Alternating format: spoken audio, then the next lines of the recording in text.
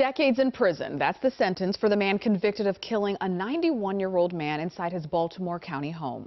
Alex Glaze was in the courtroom as the sentence for Gary Parrish was handed down.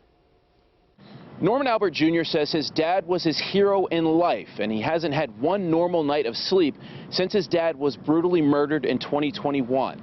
A judge described the murder of Norman Albert Sr. as heinous and horrific before sentencing Gary Parrish to 4 decades in prison. Gary Parrish sentenced to 40 years behind bars for murdering Norman Albert Sr. I am glad that the guy got 40 years.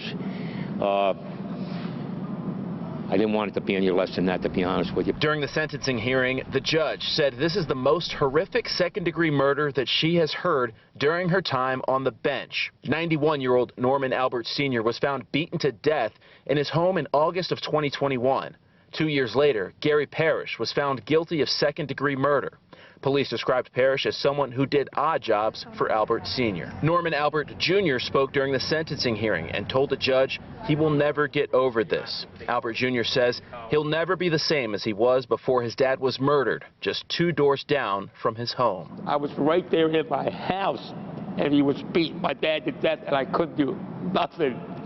Nothing to help my dad, nothing. Gary Parrish begged for leniency and told the judge he would never hurt Albert Sr., and he definitely did not kill him. The judge told Parrish if the maximum sentence was higher, she would give him more years. For the rest of his life, I don't know how he's going to live with himself. He's guilty. 12 people found him. The judge didn't believe him. After the judge sentenced Parrish, Albert Sr.'s loved ones breathed a sigh of relief. He killed my dad. He's a killer. Nobody should have ever been beaten the way my dad was beaten. In Towson, Alex Glaze, WJZ. Well, could you